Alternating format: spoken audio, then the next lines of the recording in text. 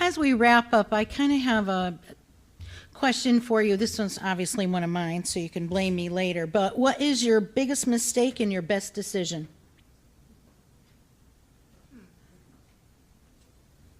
Biggest mistake. Maybe a little too deep, huh? There's been so many. Man, biggest mistake. Not having an admin. Seriously, not having an admin, I think, is my biggest mistake. I definitely feel like I'm at that point very close to burning out. So I'm right now in the market for an admin and somebody to team up with that can help me. But I think I've gotten very far right now, but I think if I would have had an admin for this past year, even the last 6 months, I would have been even double what I'm at now because I'm at maximum velocity. There's no more time in my day.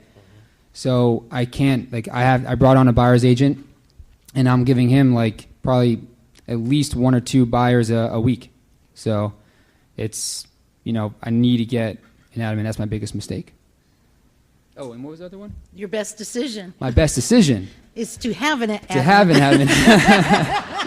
admin. Probably to get into real estate was my best decision. There you go. Good. Yeah, I would agree.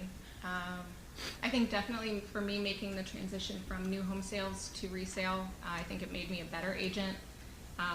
Not to say that if you're in new home sales, you're not.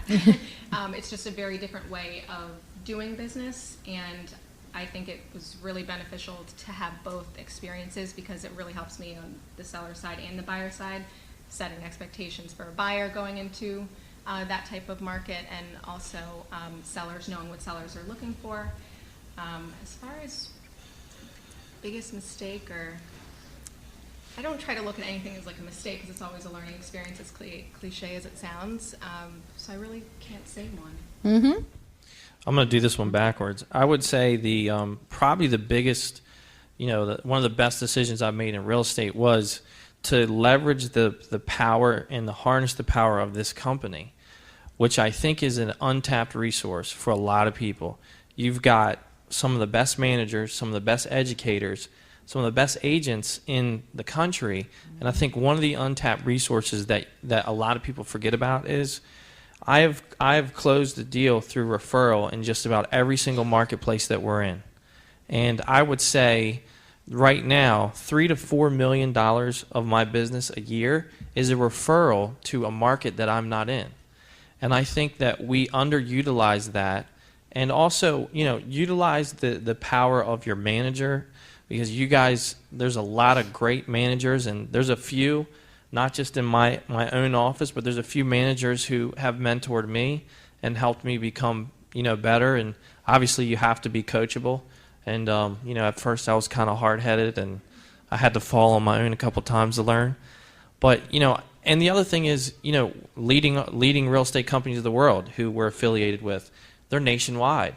So I've done referrals through them, and if you're not, I'm going to plug the conference. If you're not signed up to go to the conference this year, something you should really think about doing, because last year was a game changer for me. And I would say the biggest mistake that I made, and you said be careful what you wish for, is, a couple years ago I decided to be the king of short sales. And that's been a struggle. Today you're the king of short sales. I've been able to help a lot of people, but it is extremely time consuming. And, now that's kind of a machine that has not turned off. And the referral business that I've gotten out of it has been great. But at the same time, now I'm in a situation where if someone comes to me, they're struggling to make their mortgage payment, I can't say no. I have to help them, because that's, part of my passion is helping other people. But I never thought when I started doing short sales that it would have had exploded the way that it did. And now they call me the king of short sales, which I didn't want to inherit that kingdom, trust me.